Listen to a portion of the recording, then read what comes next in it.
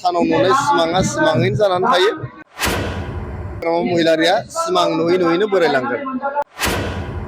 खाम सिफुं दामनानै दल खावां दामनानै साख्रि होनांगौ गैया। नोंथांमोना नुगासिनो दं सानफ्रोमबो मोनफ्रोमबो समस्थियाव बिटिसिनि मोनफ्रोमबो समस्थियावहाय रोजा रोजा सुबुंफ्रा जयेन जाफैगासिनो दङ। स्पेसियेलि बिपिएफनि जोंनि मानगोनां हाग्रामा महिलारि सार दैदेननाय बिपिएफनि सोद्रोमाफ्रा रोजा रोजा बिपिएफआव जयेन जाफैगासिनो दङ। दिनैबो बेयावहाय रोजा रोजा सुबुंफ्रा बिपिएलआव जयेन जागोन। निसिमा समस्थिनि सिङाव थानाय बे खैला मैलायाव बिथांमोना जयेन जादों। बिथांमोनखौ जों बरायदों। दिनैहाय हाग्रामा महिलारि बिथांनि दैदेननाय बिपिएफ हान्जाखौ बयबो गाज्रि मोनजोब्बाय। आं दाखालिबो बुंदों बिथाङा गोबां गाव सरकार थानाय समाव गोबां थगायदों, रायजोफोरखौ थगायदों। बिथाङा बुंदोंमोन थलासे सना होगोन, बेखौ होआखै। बेखौबो जोबोद गाज्रि मोनबाय। हा हु होगोन होनदों, बेखौबो थगायबाय बिथाङा। गोबां बिथाङा खामानि मावगोन होननानै प्रतिश्रुति होदोंमोन, बिथाङा मावनो हायाखै। बिथांमोना नुदों बे रौमारिनिफ्राय खैला मैलासिम जे लामा जोबोद गाज्रि थासारियाव दङमोन। गारि सालायनो हायामोन, साइकेलबो सालायनो हायामोन। दिनै जोंनि सरकारा बेखौ बानायफिननायनि राहा लामा लादों, बेखौ फुवारनायनि राहा लामा लादों।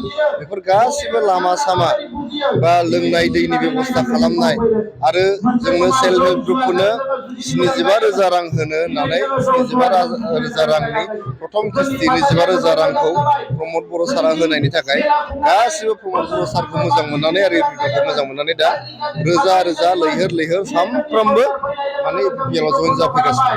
जोंसो टाइम होनो हायाखै। मोनफ्रोमबो समस्थियाव जोंहा इनभाइटेसनफोर दं जयेन जानायनि। लासै लासैनो जों बिथांमोनखौ जयेनिं खालामलांबाय थागोन।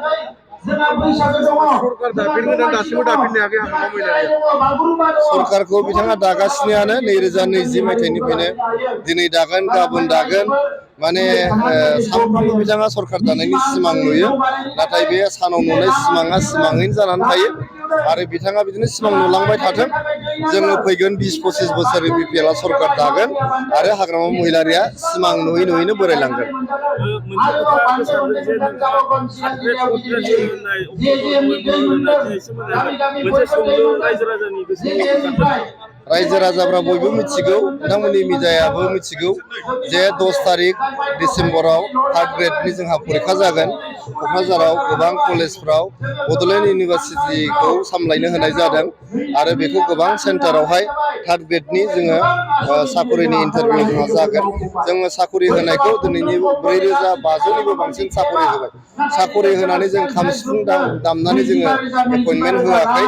जोंहा खाम सिफुं दामनानै दल खावां दामनानै साकरि होनांगौ गैया। जोंहा जिहेथु बे साकरि होनायनिफ्राय थाइसेबो लानांगौ गैया, आथाना 5 फैसाबो लानांगौ गैया। हाग्रामा महिलारिनि सारनि दिनाव बिपिएफनि सरकारनि समाव लाख लाख रां लानानै साकरि होदों आरो बिथांमोना दल खावां दामनानै साकरि होदों। खिन्थु जोङो दिनै रोजा रोजा साकरि होनायनि उनावबो जों दल खावां दामाखै, खाम सिफुं दामाखै आरो जों आथाना 5 फैसानि लेनदेनबो खालामाखै।